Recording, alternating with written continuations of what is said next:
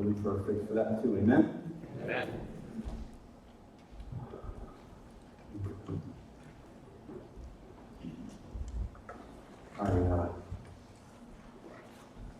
I was in Panama. Forgive me, I'm going to be talking a little bit about this video. I was in Panama. And most incredible thing happened. That as I was speaking at the church, came back and we did something the next day, it was Monday morning. And there was some stuff that the Lord was dealing with me on. Just going with years in my own life.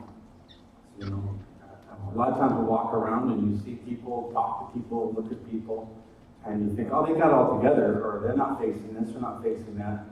I assure you, there's not a pastor in the world that doesn't face many, many, many different things. We are human, we bleed the same blood, we face the same difficulties. We just happen to have that great, wonderful luxury that you put that bell on our neck. And the Lord seems to work for us as well. And so I assure you, there is no perfection or things that we face as well. But one of the things I was facing was a fear, that bell on our neck. And things that actually had come to my attention before I even went. And the Lord really brought me to a place of healing and really dealing with some stuff. And so it was awesome to be there, but I want to tell you something. The reason why I'm sharing this, I believe it's an encouragement. When I set up here, if you want to see an encounter happen, you want to see God do something, then stand. I know for those of you that stood, it was probably the hardest thing in the world. Everything in our mind is going through, who's watching me, who's thinking, hey, you want to kind of put this sign in the back saying, I'm not an axe murderer, and I'm not a bad person. But we associate those things with coming to Jesus and saying, I want you to do something in my life, to mean that something's really wrong in my life. I'm really messed up. And you know what? There's times when people are really messed up, but we associate those things with. But no matter how messed up or how good they are, to mean that something. If we're in the audience, which means basically he's the only one who's not. So that means all of us. No matter what part of the room or perspective we are in, our hearts should always be Lord Jesus, whatever they're facing. He's the only one who's not. And be a smile on our face. No matter what. And Lord forbid that we ever get to that place. I was there as a kid. In high school, and you watch somebody make a change, and you think, oh, it's like, don't even worry about that stuff. You let me take care of that and keep praying. Amen? So I applaud the courage to stand. I know it's not easy.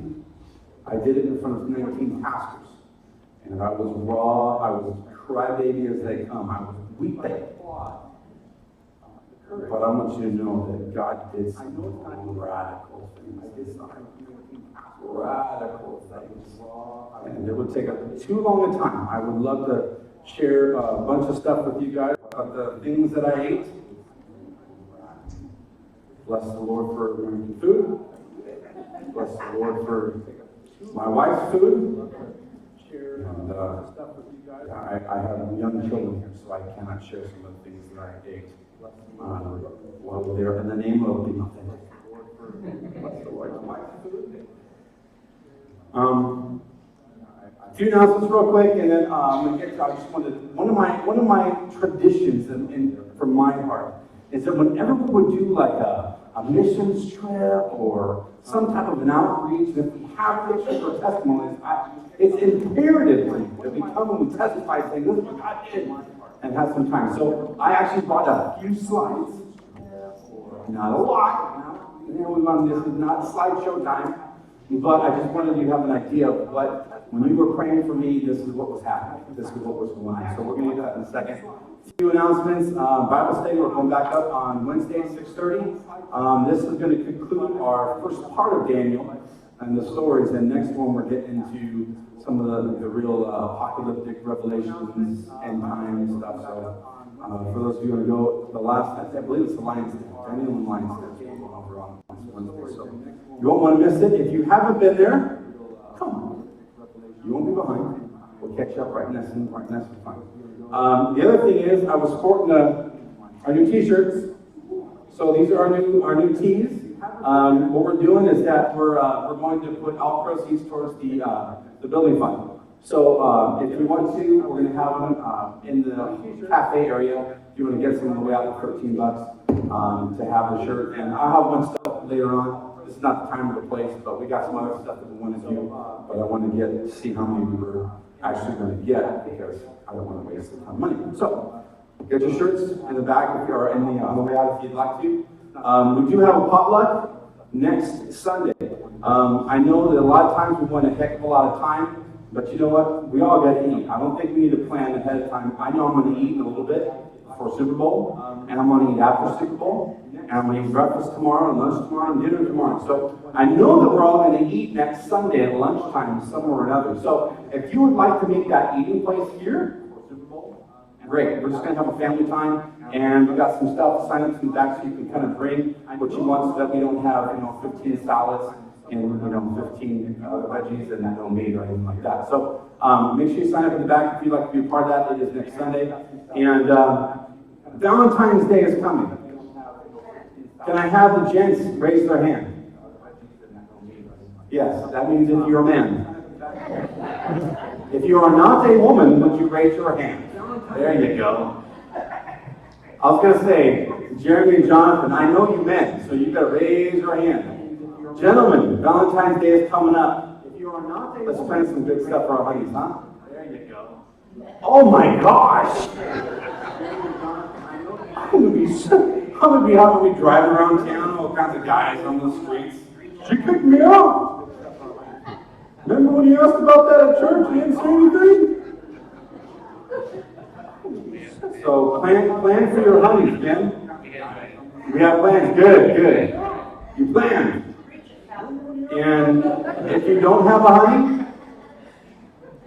plan for your look around you. There are many amazing women of God. Hear my heart. Look around you. There are many amazing women of God in this church that need to be on. So whether or not they're your honey, let's make this a day of honor. Amen? Who said chivalry?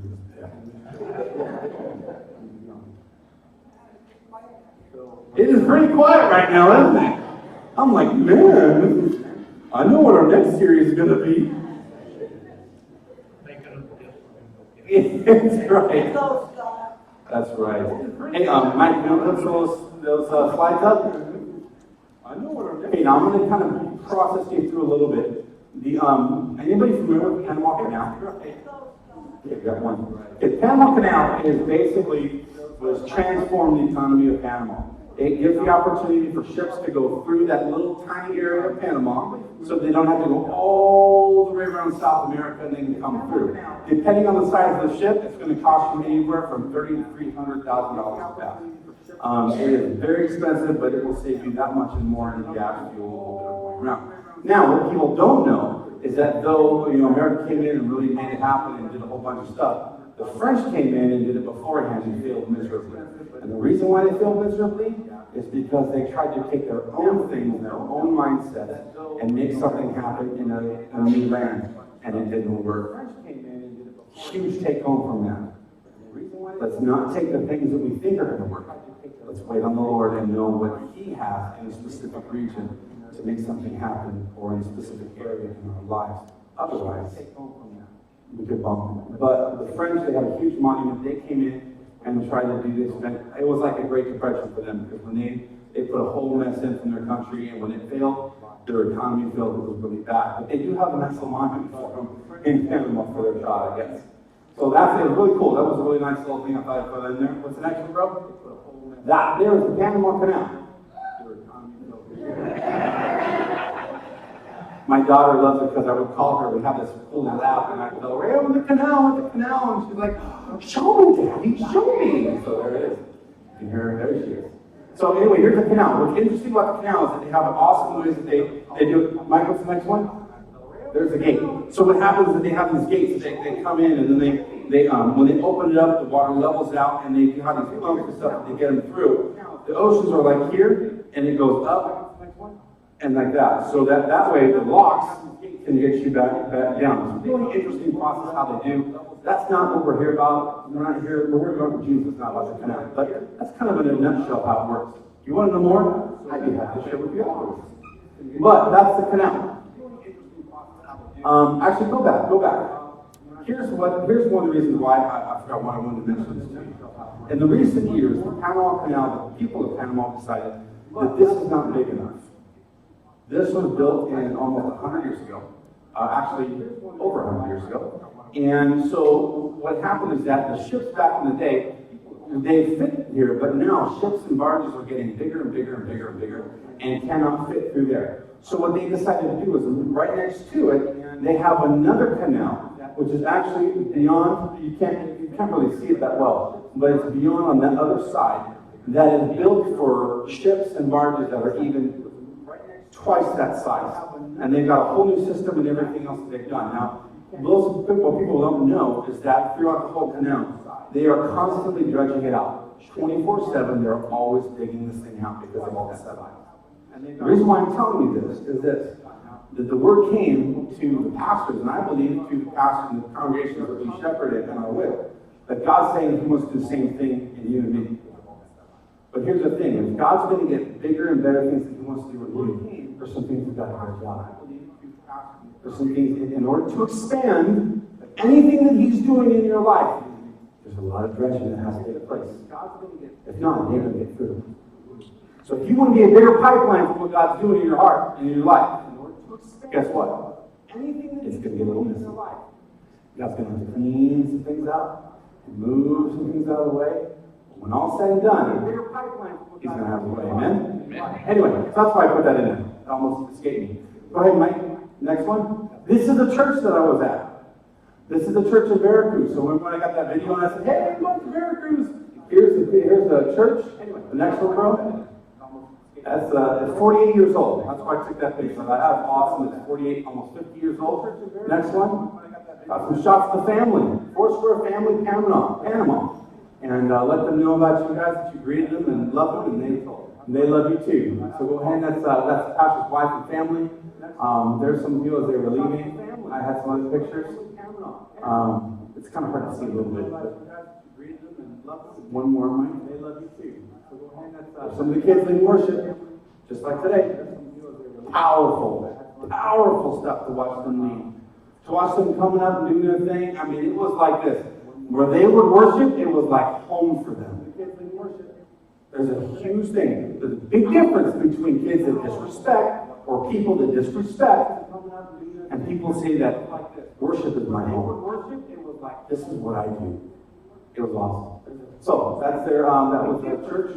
They had a school and everything there in Veracruz. Go to the next one. There's the back. Each family created a banner.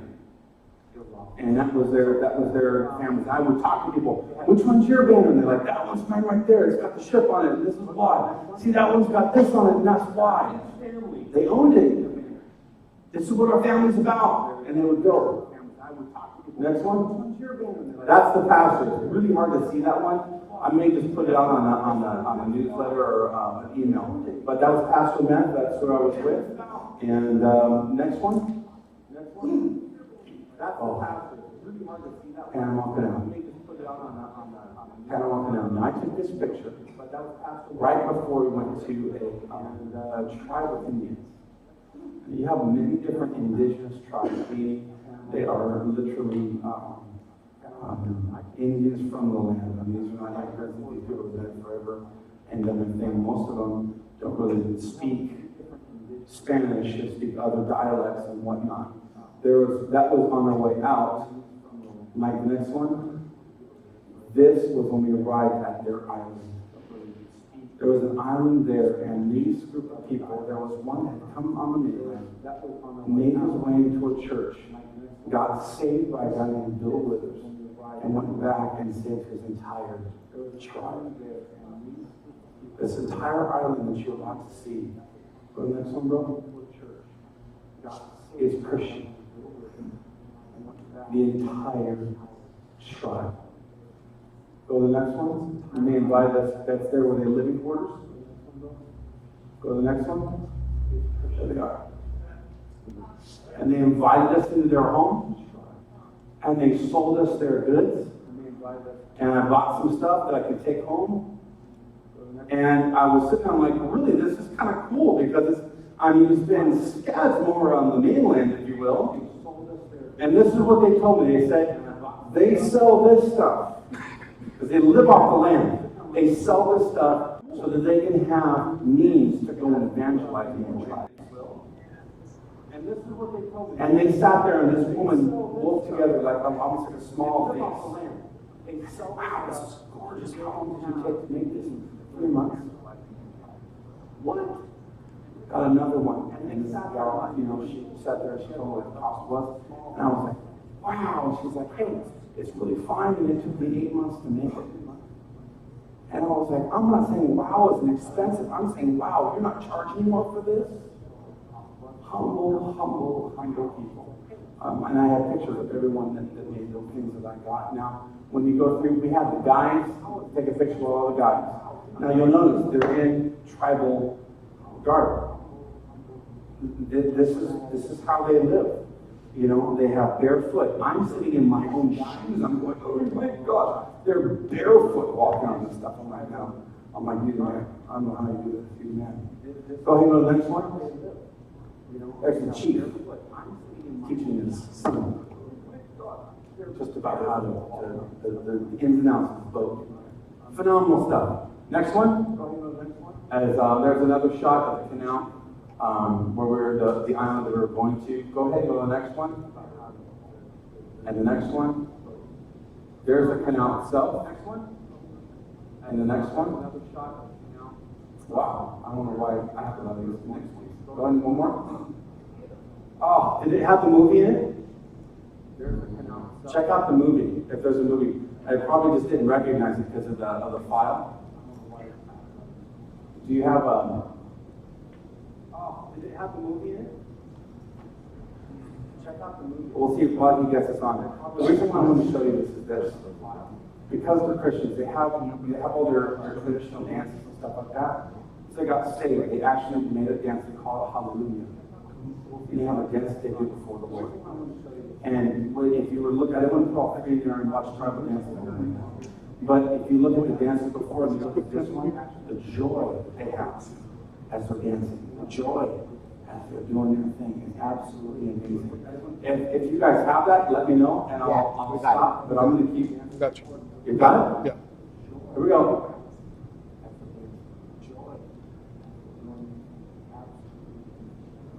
If you guys have that, let me know and I'll stop. But I'm going to keep. Gotcha. You got it? Yeah. Here we go. Yeah. Check. Okay.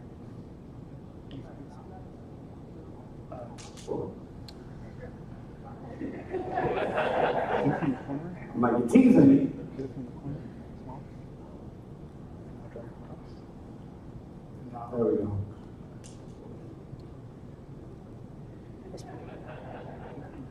I'm like, you're teasing me.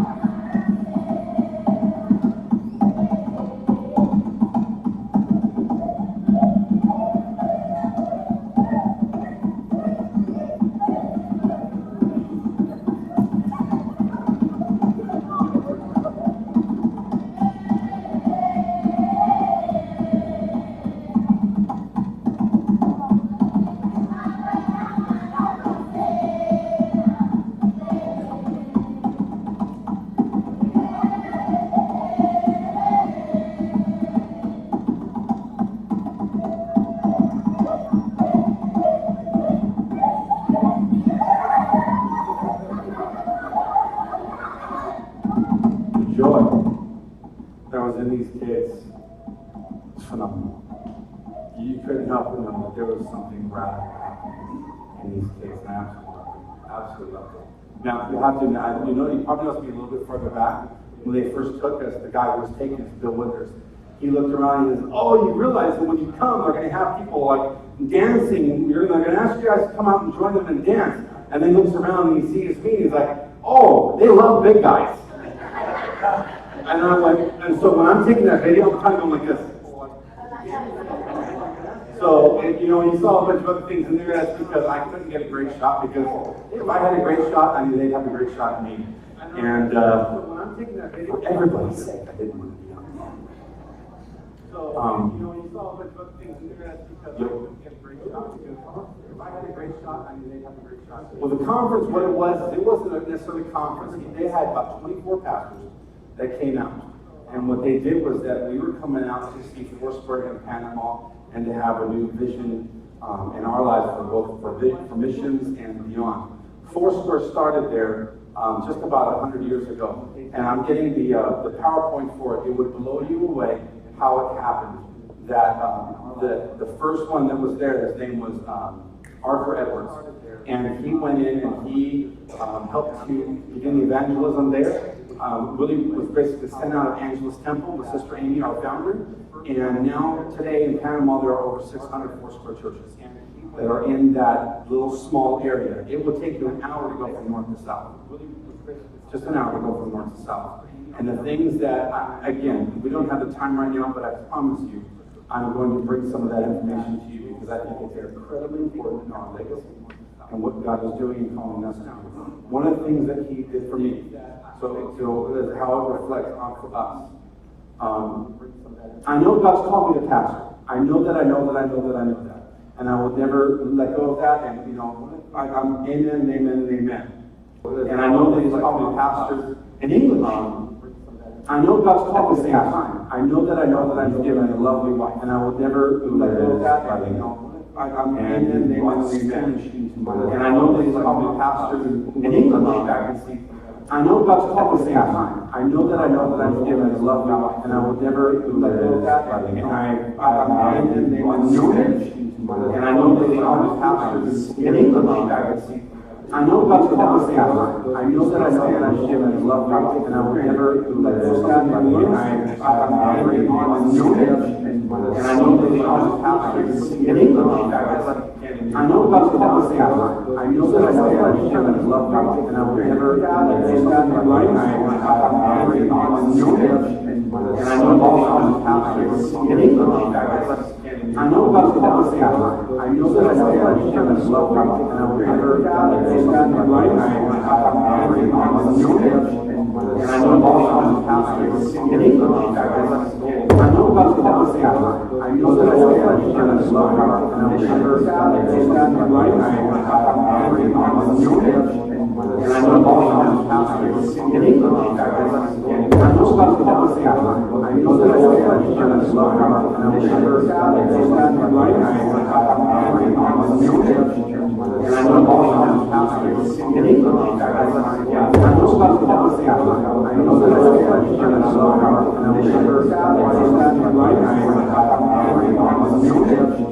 know God's called me to pastor in English. I know God's called me to pastor. I know that I'm given a lovely wife, and I will never let go of that. And I'm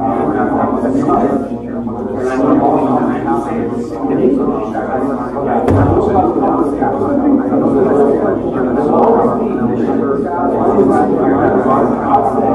And I know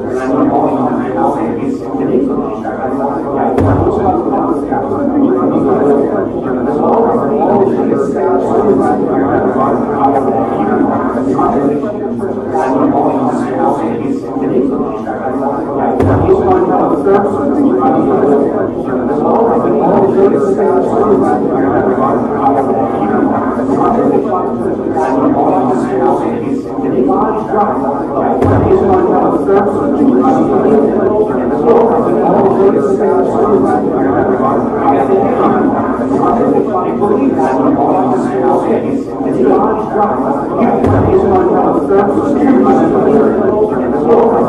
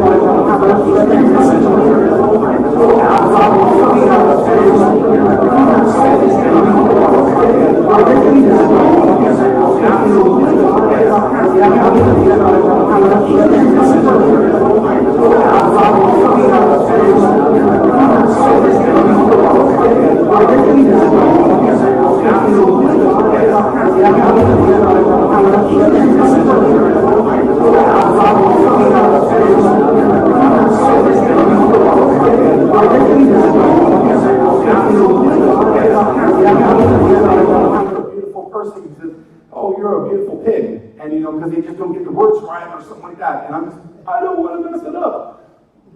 But God's saying, step out and do what I've called you to do. Amen. So that, for me, was one of the main things that came out of this conference, this time together. And there's things that we learned about discipleship and things like that we are definitely going to be rolling out here at the church. So, and that I'm blessed is one of the main. Not only that you sent me, that you prayed, covered me in prayer. I mean, and that's things I can't even learn about how much it's been as a benefit to me personally. So, but at the same time, I'm blessed. Not only that you sent me, so you prayed, covered me by prayer. I can actually can't even learn that's how much it's been as a benefit to me personally. So, but at the same time, I'm blessed. Not only that you sent me, so you prayed, covered me by prayer. I can actually can't even learn that's how much it's been as a benefit to me personally. So, but at the same time, I'm blessed. Not only that you sent me, so you prayed, covered me by prayer. I can actually can't even learn that's how much it's been as a benefit to me personally.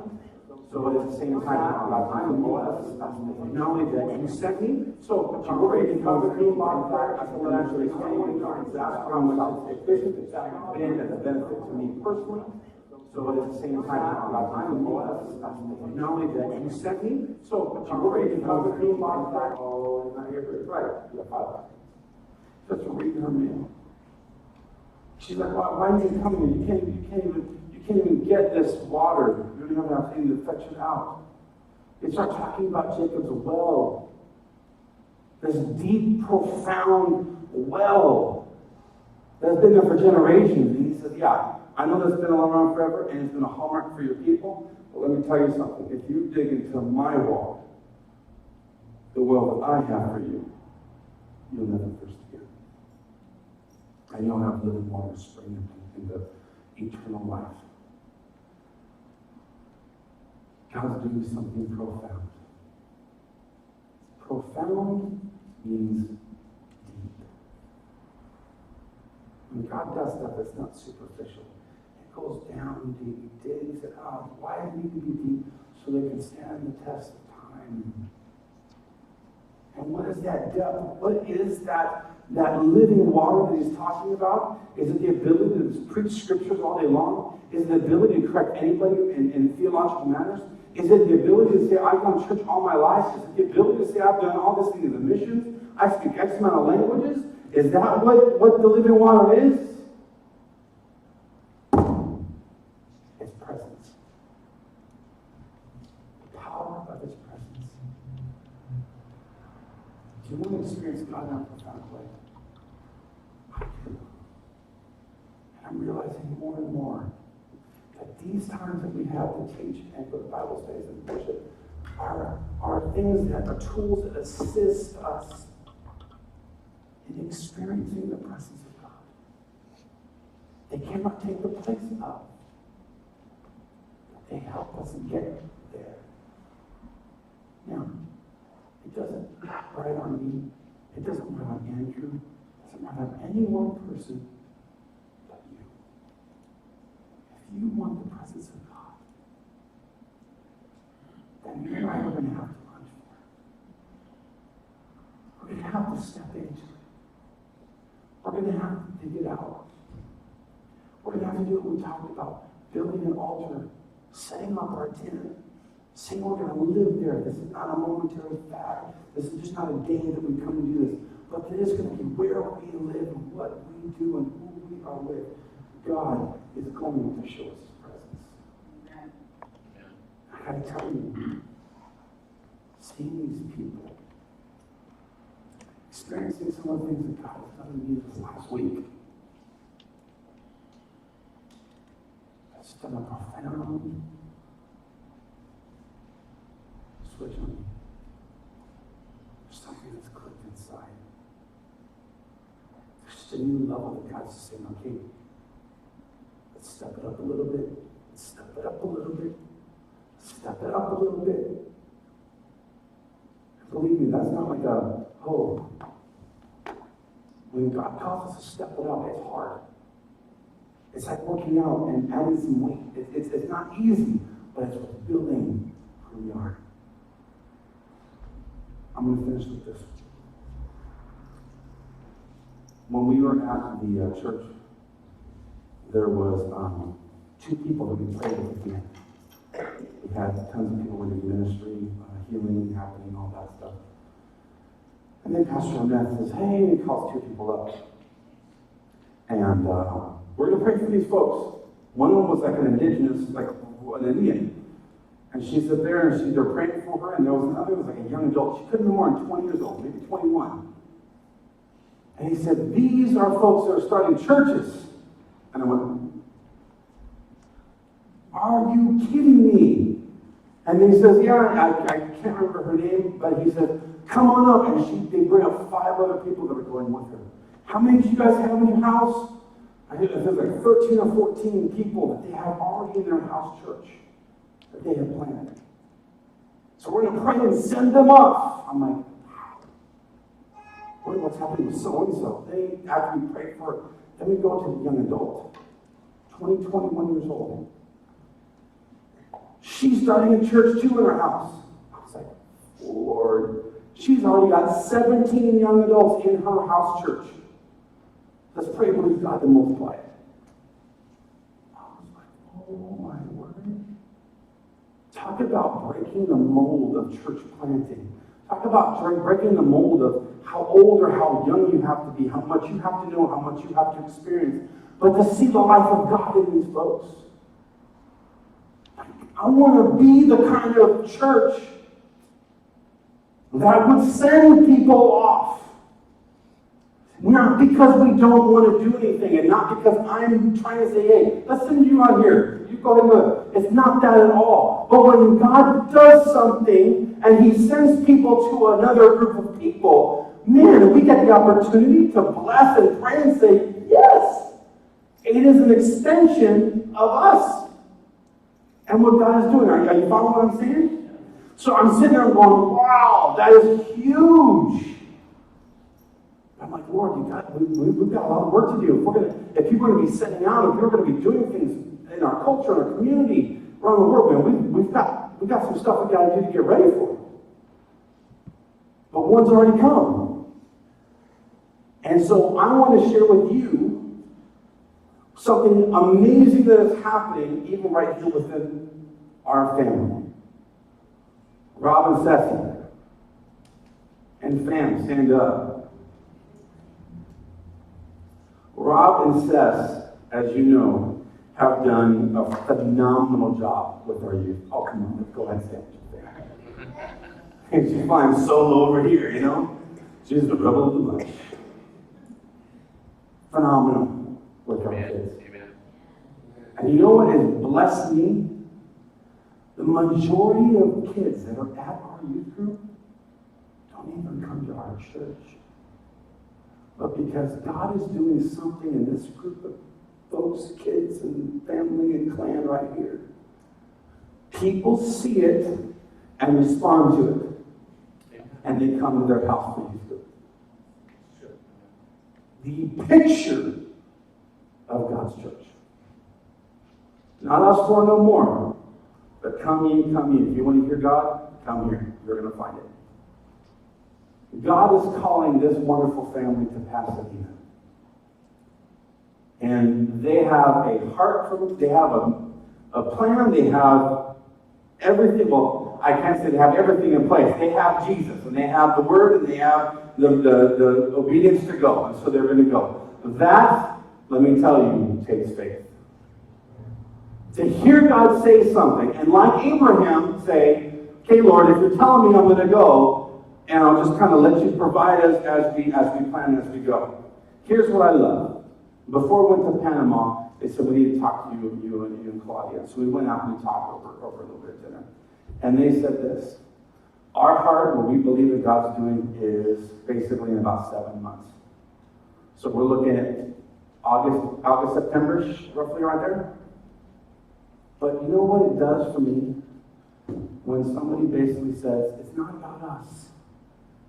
We want to make sure that youth and everything that is happening here is transitioned well.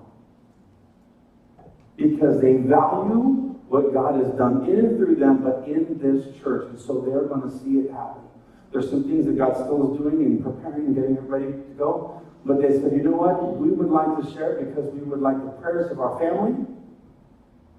And as we send, we want to make sure we transition well. So yes, it's 7 months away. But as a family, there's a lot to be done in 7 months. And they need your support and prayers to say, Lord, we're going to lift them up and we're going to bless them as they go to be His hand extended to the people of Pasadena. Can I get a witness on that? Amen. So, I already talked to Rob. We're not going to do a big thing where he's going to come and describe it. We've still got plenty of time. It's a month, roughly. Plenty of time. So he's going to be sharing, the family's going to be sharing more about what God's doing in them. But I want to let you know now, so that we can do two things. We need to support and pray. But we need to model how this is done right. When God does something in our hearts, when God transitions a group of people, when God transitions you, in little things even in your life, God has a plan. And there's a way that He does things that bless both the ones being sent and the ones being sent from. So I got an amen on that, besides Joe. Bless the Lord. So, we love you guys. This won't be the last time, but we thank you for everything.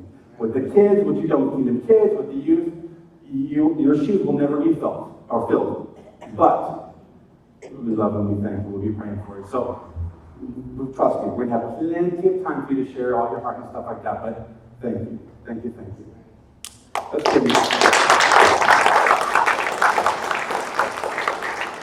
So, it is a bittersweet moment. Sad because we don't want to see them go. But I'm excited for what God's doing. Because if God has them going somewhere else, don't take this wrong. I don't want you here. That's the heart we need to have. As a pastor, as a church, this can't be our mode. This has got to be. Because when we have hands to release, we also have hands to receive. You can't receive like this. Amen? Just stand with me. First, I apologize. It is 11:45, and on Super Bowl Sunday. But I thank you so much for being patient with the Lord and what God's been doing. God's been doing a huge thing today, amen? And I don't ever want to apologize when God moves. But I think at the same time, I want to say thank you for being open to that and allowing God to do that. Make sure that as you go, you have the signs for the potluck in the back. If you want to get a shirt on the way out, you can. Or they will be there till we run out of them anyway. So you don't have to do it today or anything like that. You have 7 months, but if you want to give a gauntlet hug to the Robbins family, please make sure and do so. But remember this. God's got huge things ahead of you. God wants to encounter you. And God wants to show you His presence. None of them have to be religious. Every one of them has to be authentic. And that's what He wants in the first place. So have an awesome week. I hope to see as many as possible on Bible study at 6:30 this Wednesday night. Other than that, have an awesome week and stay dry if it's even possible. God bless you guys. We'll see you later.